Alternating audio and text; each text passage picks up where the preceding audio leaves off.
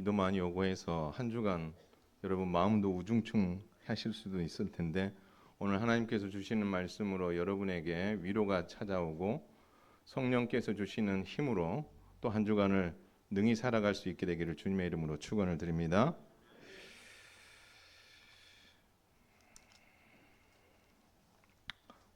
우리는 참 힘든 인생을 살아갑니다. 아침에 눈을 뜨고 밤늦게 잠들 순간까지 매우 분주하게 살아가지요. 성도도 마찬가지입니다. 신앙생활을 하는 데 있어서 참 행복하고 은혜로운 때도 있지만 또 힘든 때도 있으면서 어떻게 보면 우리의 신앙생활도 우리 인생처럼 이제 굴곡이 있는 그런 삶을 우리도 살아가는 거죠.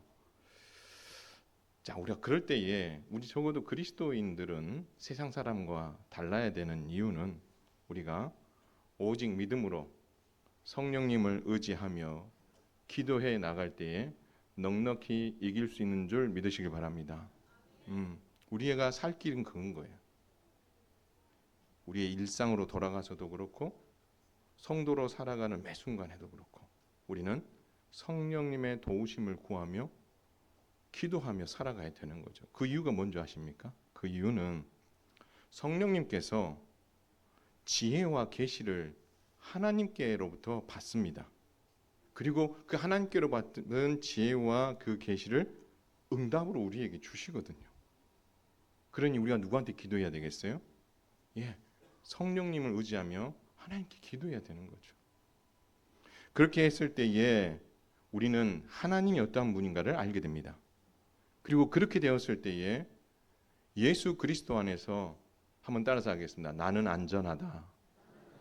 나는 안전하다라는 확신이 서는 거예요. 내가 확신을 가지고 싶어서 확신해야지 해서 되는 게 아니고 그 모든 지혜와 계시를 하나님께로부터 받아 우리에게 응답으로 주시는 그 성령님을 의지해서 기도할 때에 예수 안에서 우리는 안전함을 누릴 수 있게 된다라는 것입니다.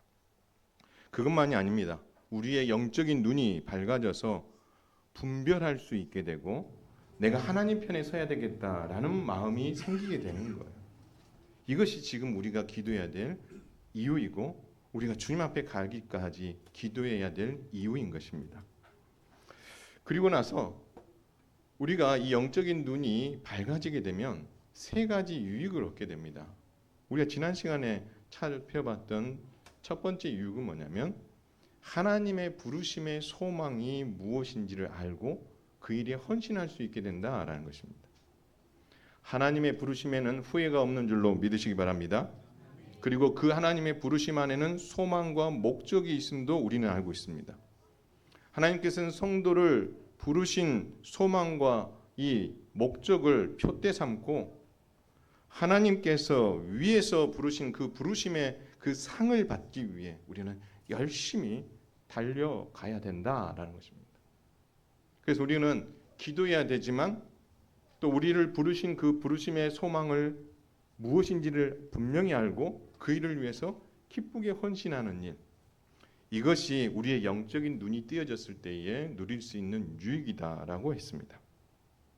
그래서 성도는 우리의 일상에서, 교회에서, 여러분의 가정 안에서, 부부관계 안에서 그리스도의 종임을 잊지 않고 그리스도와 함께 자기 십자가를 지는 삶을 우리는 끝까지 살아가야 된다라고 우리는 지난 시간 살펴보았습니다. 그렇다면 영적인 눈이 밝아지면 두 번째 어떤 유익이 있을까요? 그것은 오늘 본문 18절 중간 부분에 보면 성도 안에서라고 되어 있습니다. 그래서 18절 끝까지 함께 읽겠습니다. 시작. 성도 안에서 그 기업의 영광의 풍성함이 무엇이며. 우리가 여기서 주목할 만한 단어가 하나 있습니다. 그 단어는 기업이라는 단어입니다. 기업. 이 기업은 뭐냐면 상속받는 재산입니다. 상속재산.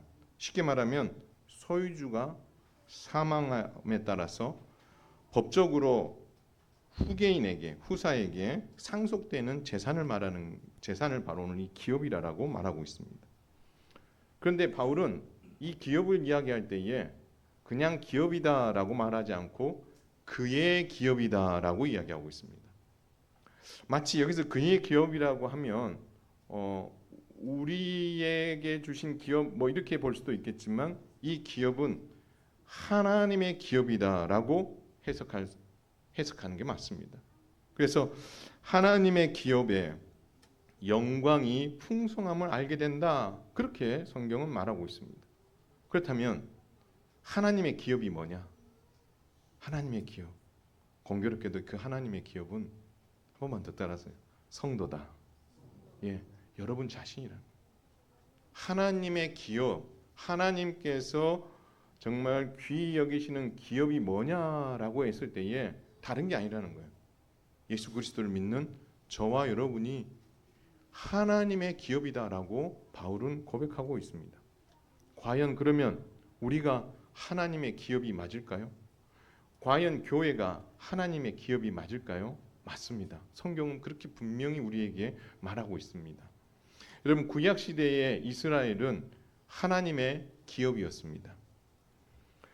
여러분 신명기 4장 20절에 보면 이런 말씀을 합니다. 여호와께서 너희를 택하시고 너희를 쇠 풀무불 곧 애굽에서 인도하여 내사 자기의 기업의 백성을 삼으신 것이라는 표현이 있습니다. 쉽게 말하면 애굽에 종살이하고 있었던 이스라엘 백성들, 쇠 풀무불과 같이 그 고통 가운데 있었던 이스라엘 백성들을 하나님께서 인도해내신 이유가 뭐냐라고 했을 때에 자기의 기업을 삼기 위해서다라고 말씀하고 있습니다. 그러므로 이스라엘은 누구의 기업이에요? 하나님의 기업이에요. 금송아지 사건이 터졌습니다. 모든 이스라엘 백성들이 그 금송아지에 절을 하고 있을 때에 하나님께서 이 모세에게 이런 말씀을 하십니다. 내가 너희들을 진멸하겠다라고 말씀하십니다. 그때에 모세가 하나님 앞에 나와서 이스라엘 백성들을 대신해서 간곡하게 기도합니다. 그 기도의 내용 중에 이런 내용이 있어요. 하나님께서 큰 위엄으로 속량하시고 강한 손으로 애굽에서 인도하여 내신 내 주의 백성 곧 주의 기업을 멸하지 마옵소서. 여기서 주의 백성, 주의 기업이 누구죠? 금송아지 사건으로 인하여 범죄한 이스라엘 백성인 거죠. 근데 그 백성들을 뭐 해달라는 거예요? 구해달라는 거죠. 용서해달라는 겁니다. 그 이유가 뭡니까? 하나님, 당신께서 애굽에서 건져내어 당신의 기업을 삼으신 특별한 존재들 아닙니까? 그들이 비록 실수하고 범죄하였지만 하나님 그들을 진멸하지 말아 주옵소서라고 하나님 앞에 간곡하게 기도하였습니다. 그래서 시편 기자는 시편 33편 12절에서 이렇게 이야기합니다. 여호와를 자기 하나님으로 삼은 나라 곧 하나님의 기업으로 선택된 백성은 복이 있다. 이렇게 이야기합니다. 여기서 하나님의 기업으로 선택된 백성은 구약 시대에 누굽니까? 이스라엘 백성인 거죠. 근데 그들이 뭐 하다는 거예요? 복 받은 자들이다. 그렇게 말씀하고 있다라는 것입니다. 그래서 구약 시대에도 이스라엘은 하나님의 기업입니다. 신약 시대에는 어떨까요? 신약 시대에는 예수님을 믿는 성도들이 하나님의 기업입니다. 베드로는 말합니다. 너희는 거룩한 나라요 그의 소유가 된 백성이다라고 말씀하고 있습니다.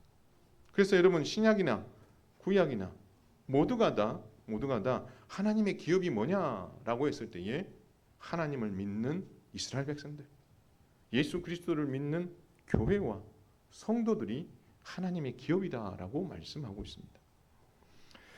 더 중요한 것은 그렇다면 어떻게 우리가 하나님의 이 기업이 될 수 있었느냐라는 것입니다. 우리는 한 게 없는데 어떻게 우리가 하나님의 기업이 될 수 있느냐라는 거죠. 그것에 대해서 고린도전서 6장 19절은 이렇게 이야기합니다. 20절까지 너희는 너희 자신의 것이 아니라 한번 따라서 하겠습니다. 값으로 산 것이 되었으니 뭐가 됐다고요? 값으로 샀다는 거예요. 값을 주고 사왔다라는 것입니다. 바울이 에베소 장로들을 밀레도에 불러놓고 예루살렘으로 떠나기 전에 이 에베소 장로님들에게 간곡하게 부탁합니다. 교회를 잘 돌봐주세요. 이렇게 이야기를 하는데 그 안으로 들여다보면 이 교회가 얼마나 중요한지를 바울은 에베소 장로들에게 상기시킵니다. 이런 표현을 해요. 하나님께서 자기 피로 교회를 사셨다라는 표현을 합니다. 교회가 뭐냐? 하나님께서 자기 피로 사신 공동체다. 그 얘기를 하는 거예요. 너희가 에베소 장로 너희가 장로가 된 것은 다른 게 아니라 하나님께서 예수님의 피값으로 사신 이 교회를 보호하고 바르게 세우는 것, 그것이 너희가 해야 될 일이다라고 강조하고 그 책임이 얼마나 큰가를 강조하고 힘을 북돋워 주었던 것을 볼 수 있습니다. 그리고 나서 수년 후에 바울이 감옥에 갇혀 있으면서 에베소 교회에 편지를 합니다. 이 에베소 교회에 편지를 하면서 1장 7절에 이런 말씀을 해요. 우리는 그리스도 안에서 그의 은혜의 풍성함을 따라 그의 피로 말미암아 속량 곧 죄사함을 받았느니라. 할렐루야. 무엇으로요? 그의 피로. 속량을 받았다라고 이야기합니다. 여기서 속량이 무엇입니까? 값을 주고 샀다라는 말입니다. 근데 그 값이 뭐예요? 예수 그리스도의 피라는 거예요. 우리가 죄값을 치르고 죽어야 되는데 예수님께서 대신 피 흘려 죽으셨고 그 예수님의 피값으로 자기 백성들을 어떻게 해요?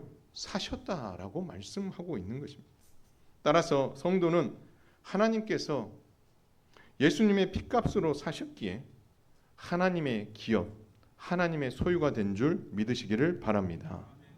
이게 너무 중요한 거죠. 그래서 우리가 하나님의 소유가 됐다는 것, 하나님의 기업이 됐다는 그 사실도 중요하지만 왜 어떻게 우리가 하나님의 기업이 되고 하나님의 소유가 되었는지 얼마나 큰 대가를 지불하고 바로 예수 그리스도의 십자가의 죽으심과 그 피라는 어마어마한 대가 지불하고 우리가 하나님의 기업이 되고 소유가 되었다는 사실, 이게 너무너무 귀한 사실인 거죠. 따라서 여러분은 정말 가치 있는 존재인 줄 믿으시길 바랍니다. 세상의 사람들은 그들의 삶의 방식과 가지고 나름대로 어떤 기준들을 가지고 이 사람은 이렇고 저 사람은 저렇고 평가할 수 있지만 예수 그리스도 안에 있는 저와 여러분은 그 누구도 함부로 평가할 수 없는 줄 믿으시기 바랍니다. 왜냐하면 여러분 한 사람 한 사람을 하나님께서 하나님이시여 하나님의 아들이신 독생자 예수 그리스도를 십자가에 못 박혀 피 흘려 죽으시는 자리까지 내어주셔서 그 피값으로 여러분을 사셨기 때문에 여러분은 그 누구도 우리가 함부로 그 지체들을 평가할 수 없고 우리 함부로 대할 수 없는 이유가 우리가 그만큼 대단한 가치 있는 하나님의 섬김으로 말미암아 우리가 하나님의 소유가 되고 성도가 되었기 때문이라는 사실을 여러분 꼭 기억할 수 있기를 바랍니다. 그래서 우리가 다른 사람을 또 그렇게 바라서도 안 되지만 여러분 스스로도 이렇게 복된 존재요, 하나님의 기업이요 소유가 되었다는 사실, 이 사실로 인하여 여러분의 영혼이 정말 힘을 얻고 소망 가운데 살아갈 수 있게 되기를 주님의 이름으로 축원을 드립니다.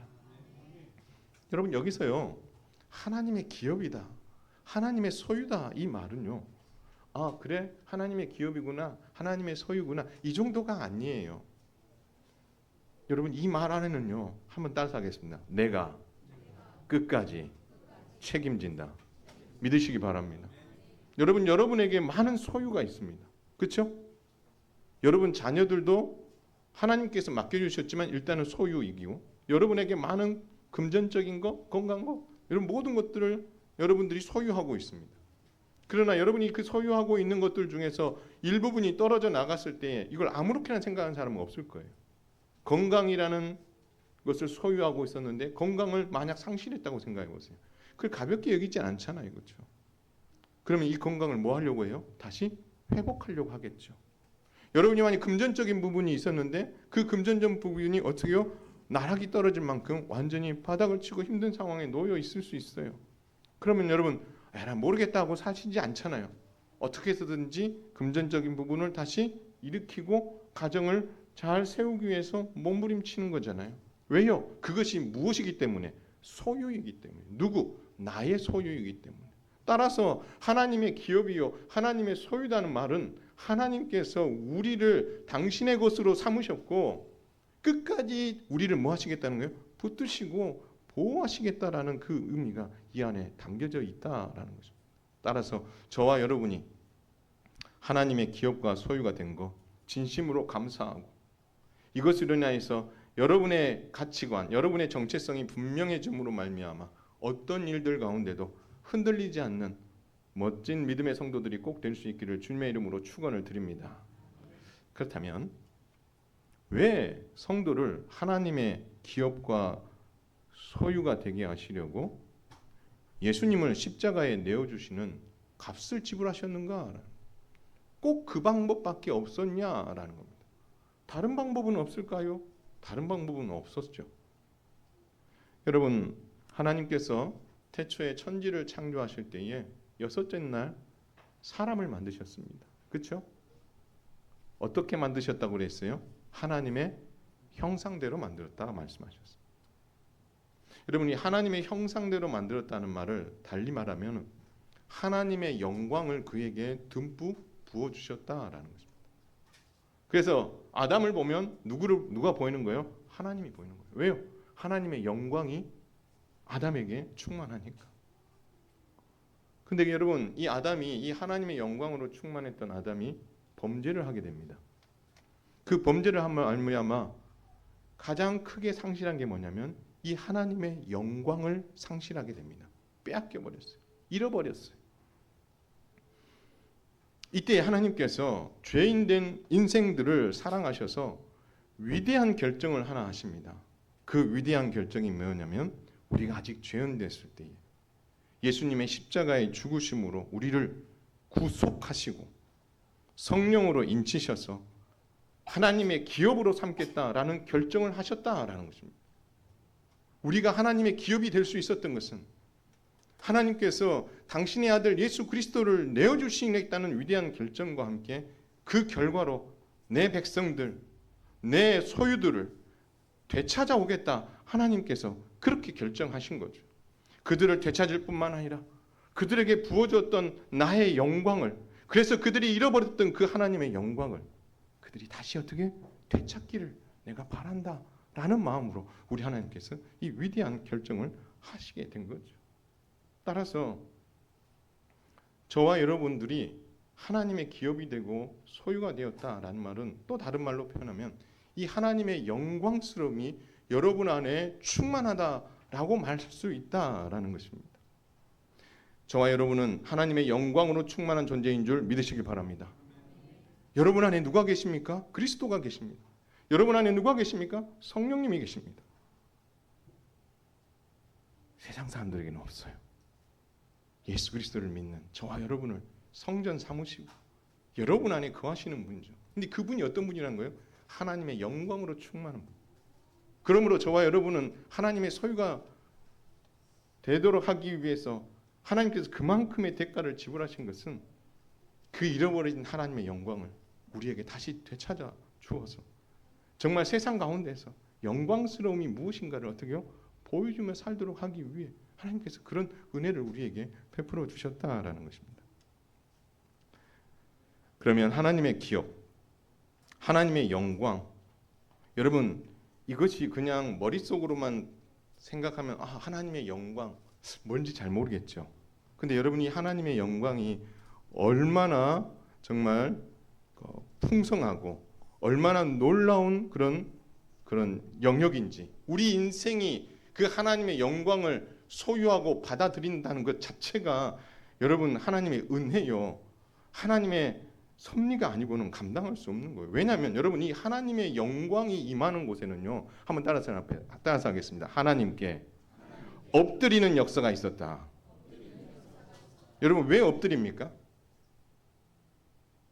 두려우니까 엎드리는 거잖아요. 여러분 신의 산에서 언약을 맺을 때에 여호와의 영광이 임했습니다. 그때에 이스라엘 백성들이 어떤 반응을 보였죠? 다 납작 엎드렸어요. 그의 영광이 인생들이 감당할 수 없는 무게와 그 위대함이 있었기 때문에 그들은 다 어떻게 해요? 납작 엎드렸어요. 성막이 건립되고 성전이 봉헌되었을 때에 여호와의 영광이 그곳에 또 임했습니다. 그때 이스라엘 백성들은 다 뭐 했습니까? 다 납작 엎드렸어요. 왜요? 그 영광을 죄인인 인생은 볼 수 있어요? 없어요? 없어요. 그 무게감을 우리가 감당할 수 있어요? 없어요? 없어요. 그런데 하나님께서는 이 영광스러움을, 자신의 이 영광스러움을 자신의 기업된 저와 여러분들에게 부어 주심으로 말미암아 이것이 하나님 드러나게 해주셨다 하는 사실을 여러분 꼭 기억할 수 있기를 주님의 이름으로 축원을 드립니다.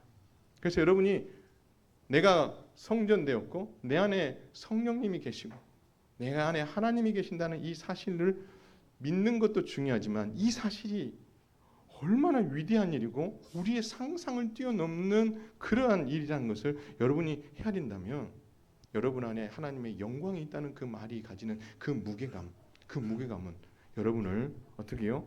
더 성숙하고 온전한 그리스도인을 살아가게 만드는 힘이 된다는 것을 여러분 꼭 기억하셔서 나는 그리스도의 영광으로 충만한 하나님의 기업이라는 사실을 여러분 늘 확신하며 정말 믿음으로 살아가는 우리 모두가 될 수 있기를 주님의 이름으로 축원을 드립니다. 그럼 이 영광스러운 하나님의 기업인 우리는 어떻게 살아야 되느냐? 어떻게 살아야 되느냐라고 했을 때에 바울은 고린도전서 6장에서 이런 말씀을 합니다. 앞서 읽었던 말씀이에요. 한번 들어보세요.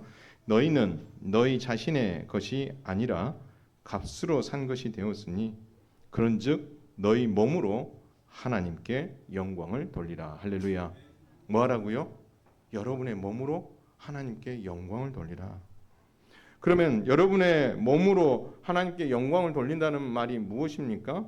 다른 게 아니에요. 고린도전서 10장은 이렇게 이야기합니다.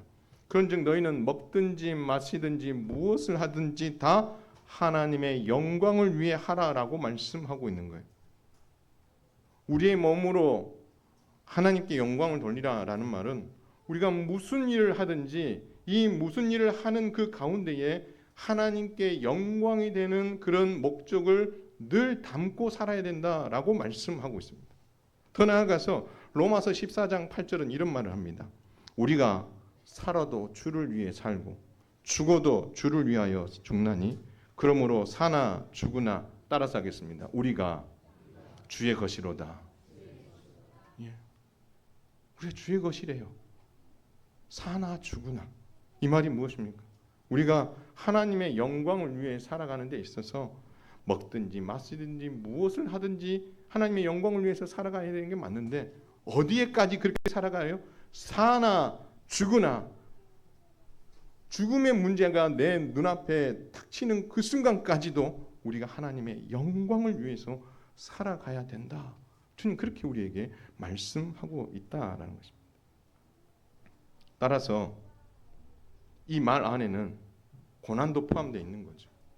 우리가 복음과 하나님 나라와 참 교회를 위해서 고난을 받고 어려움을 겪는 것도 마찬가지 우리가 주님의 것이기 때문에 겪는 것이고 우리가 그것을 겪는 것은 지극히 정상적이고 바람직한 것이다라고 본문은 우리에게 말씀하고 있고 이 고난의 역경들을 믿음으로 잘 이겨 나아가는 것 그것이 하나님의 영광을 드러내는 일이라고 주님은 우리에게 말씀하고 있다라는 것입니다. 사랑하는 성도 여러분, 영광스러운 하나님의 기업인 성도는 하나님의 영광을 풍성히 드러내는 삶을 살아야 되는 줄 믿으시길 바랍니다. 그 삶은 사나 죽으나 먹든지 마시든지 무엇을 하든지 복음과 그의 교회를 위해 고난을 당하는 그 순간에도 하나님의 말씀에 순종하여 하나님의 영광을 위해 살아내는 것 그것이 하나님의 기업인 성도가 그가 소유한 하나님의 영광을 빛내고 드러내는 일이라는 것을 여러분 꼭 기억하셔서 하나님의 영광을 교회 안에서 세상 가운데서 충만히 드러낼 수 있는 저와 여러분 다 될 수 있기를 주님의 이름으로 축원을 드립니다. 또한 목사인 저도 하나님의 기업이며 하나님의 영광을 풍성하게 드러내야 되는 직책을 맡고 있는 사람입니다. 따라서 목사인 저도 사나 죽으나 먹든지 마시든지 무엇을 하든지 고난을 받는 가운데 있든지 하나님 앞에서 기도하고 성도들 앞에서 설교한 말씀대로 살아내는 것, 그것이 메시지고 저의 삶이 되어야 되는 것 아니겠습니까? 그래서 목사로서 그렇게 설교한 말씀을 부여잡고 살아가는 것이 하나님의 영광을 풍성하게 드러내는 일이다. 성도는 성도로서, 저는 성도이면서도 목사로서 하나님의 영광을 드러내야 되는 하나님의 기업임을 기억하고 그 일에 충성하고 헌신하는 것이 또 제가 해야 될 몫이다라는 것이죠. 지난 주일부터 40일 작정 기도를 하게 되었습니다. 40일 전체 금식하고 이런 건 아닙니다. 저녁에 8시부터 12시까지 기도하고 있습니다. 바로 앞서 말했던 이것을 가지고 기도합니다. 내가 하나님 앞에서 기도하고 성도들 앞에서 설교한 말씀대로 살아내고 있는가? 하나님 앞에 묻고, 그러면서 정말 앞서 말했던 목사의 영광, 하나님의 영광을 드러내는 것이 뭐냐라고 했을 때에 첫 번째는 하나님 앞에 기도하는 거고, 두 번째는 성도들 앞에서 설교한 말씀대로 살아내는 것이 메시지요, 그 삶이 돼야 된다라는 이 주제를 가지고, 그리고 내가 이것을 제대로 살았을 때에 하나님의 영광을 드러내는 일이다라는 것을 마음에 염두에 두고 이것을 두고 기도하고 있습니다. 자, 그런데 그렇게 하다 보니까 하나님께서 참 저에게 많은 것을 말씀하시더라고요. 그러면서 하나님께서 정말 성도요 목사로서 하나님이 기뻐하시는 하나님의 영광을 드러내는 삶을 내가 살아가고 있는지 옛날에 저 어렸을 때부터 하나님께서 생각나게 하시더라고요. 그러면서 하나님께서 그것을 뭐하게 하시냐면 회개하게 하시더라고요. 떠올리게 하시면 회개하고, 정말 가슴을 치면서 회개하고, 하나님 제가 참 이렇게 연약한 존재였군요 라는 것을 하나님께서 깨닫게 해 주셨습니다.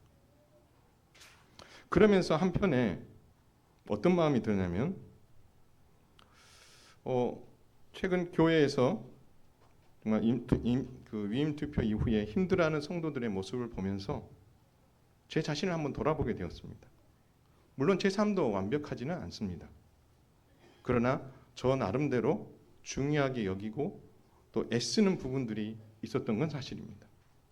그런데 그러한 이야기들이 그렇지 않다는 이야기로 둔갑이 되어서 이야기가 되다 보니 그런 이야기 들을 때 제 마음이 많이 힘들었습니다.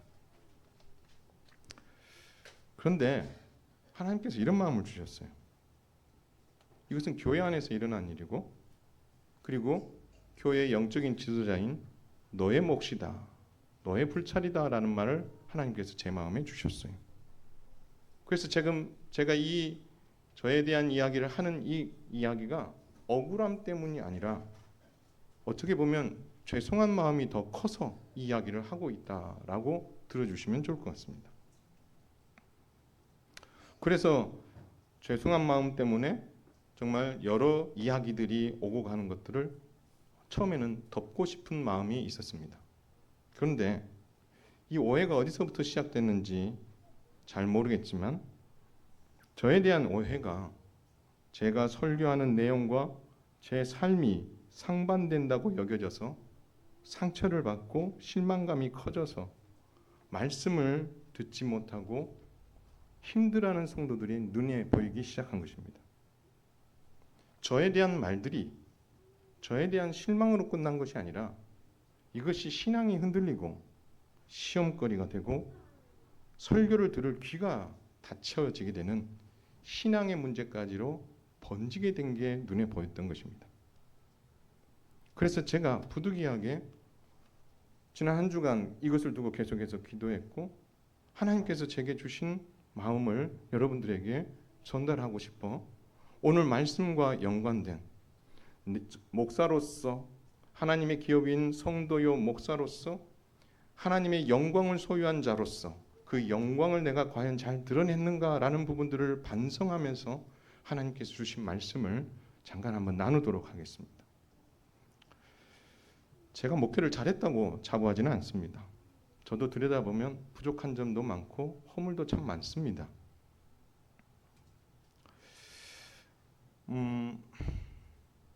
그런데 여러 소문이 들리는 거죠. 혼란스럽고 그 소문 때문에 여러분 자신들이 혼란스럽고 많은 의문점이 생기고 궁금한 점이 분명히 있으실 거예요. 목사님이 과연 그랬을까? 근데 제가 한 가지 부탁드리고 싶은 게 있는데 누구든지 궁금해 하실 수 있고 나쁜 뜻의 의심이 아니라 의심할 수 있습니다. 그러나 중요한 것은 뭐냐면 이 의심한 것을 확인하시는 게 낫다라는 것입니다. 의심만 가지고 있는 것이 아니라 정말 그러한가 확인하는 것도 필요하다라는 것입니다. 여러분 예수님께서 도마에게 나타나셔서 의심하는 도마에게 야단치셨습니까? 아닙니다. 예수님께서는 도마를 야단치지 않으셨어요. 확인해 보라고 하셨어요. 뭐 했다고요? 확인해 보게 하셨어요. 그래서 말씀합니다. 내가 확인하고 믿는 사람이 되었으면 좋겠다. 확인하지 않고 믿음이 없는 자가 되지 마라. 주님 그렇게 말씀하시는 거거든요. 여러분 도마는 어떤 마음으로 예수님께 이야기하고 있는 줄 아세요? 예수님, 정말 예수님 맞습니까? 이런 마음인 거죠. 예수님은 뭘 봤어요? 도마의 눈빛을 본 거죠. 정말 예수님이 맞는지 궁금한 거예요. 악한 의심이 아니라 예수님이 맞기를 정말로 바라는 마음으로 의심하고 있었던 거죠. 주님은 그걸 가지고 야, 너 그거밖에 안 돼. 그렇게 말씀하지 않으셨어요. 주님은 어떻게 하셨어요? 옆구리에 창자국과 손에 못자국을 확인하면 되지 않겠니? 하나님 내가 그걸 확인해 보고 싶습니다. 여러분 도마의 마음은 다른 게 아니었어요. 믿고 싶은 거예요. 예수님이 부활하셨다는 사실을 믿고 싶은 거예요. 그래서 어떻게 해요? 시작된 의심이었기 때문에 예수님께서는 그 의심을 책망하지 않으시고 보여주셨어요. 옆구리에 창자국을 보여주시면서 봐라. 그 옆구리에 창자국이 여기 보이지 않니? 내 손바닥에 못자국이 보이지 않니? 주님 보여주신 거죠. 속으로 네가 그거밖에 안 돼. 이렇게 하지 않으셨다는 거예요. 그 도마의 그 의심의 마음 안에는 예수님이 부활하셨다는 사실을 정말 믿고 싶고 내 앞에 서 있는 그분이 예수님이라는 사실을 알고 싶었던 거죠. 그래서 도마는 의심했고 이런 질문을 던졌을 때 주님은 뭐하게 하셨어요?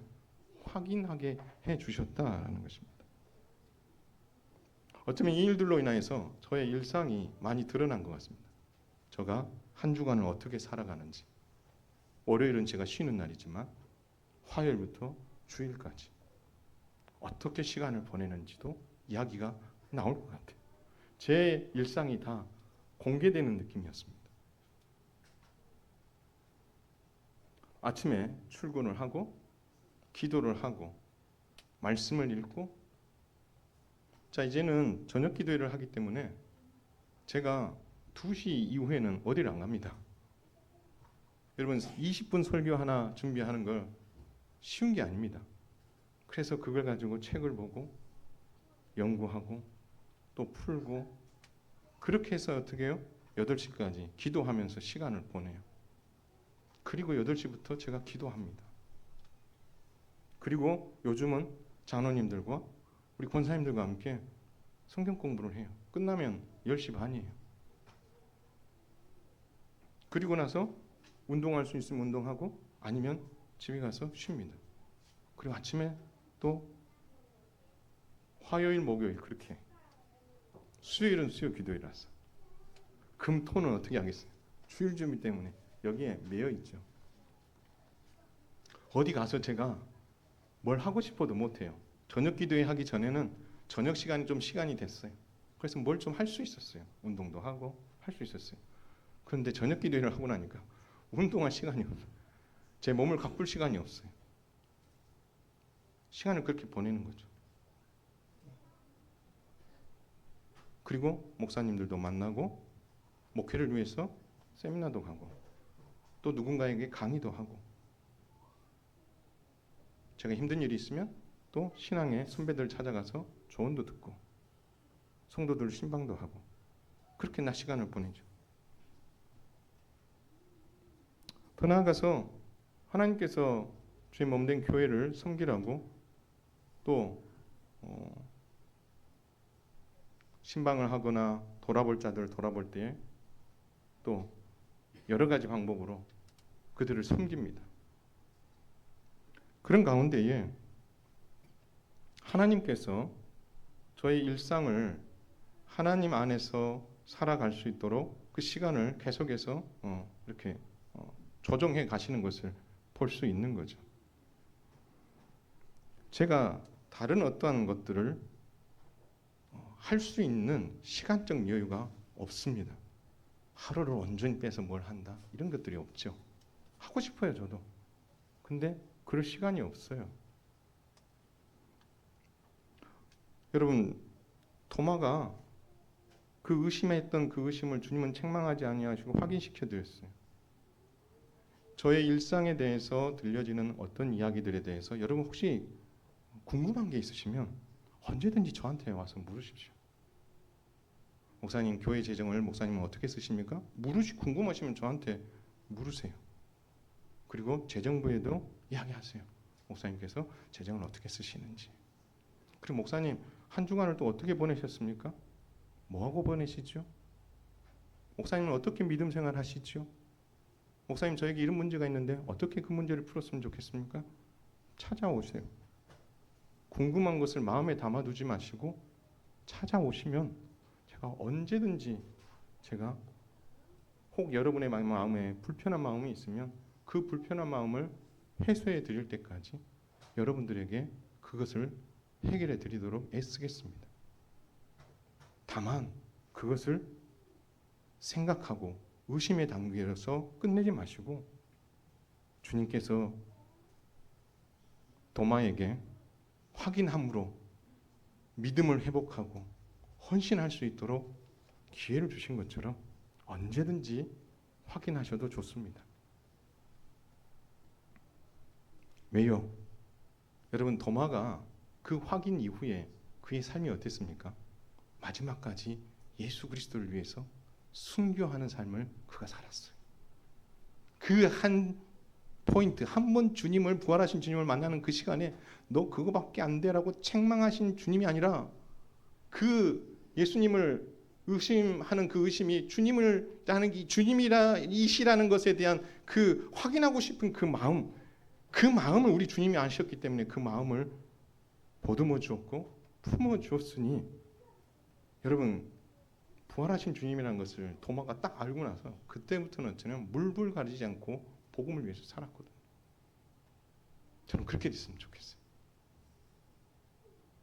그래서 저와 여러분들이 조그마한 의심이라도 궁금한 게 있으면 언제든지 저희 개인적인 것과 저희 사역에 관련해서 궁금한 게 저한테 물어보시고 재정적인 게 궁금한 게 있으면 재정부에 가서 물어보시고 언제든지 여러분 오픈하고 공개해 드릴 테니까 궁금하시면 확인하시고 그 문제를 해소하세요.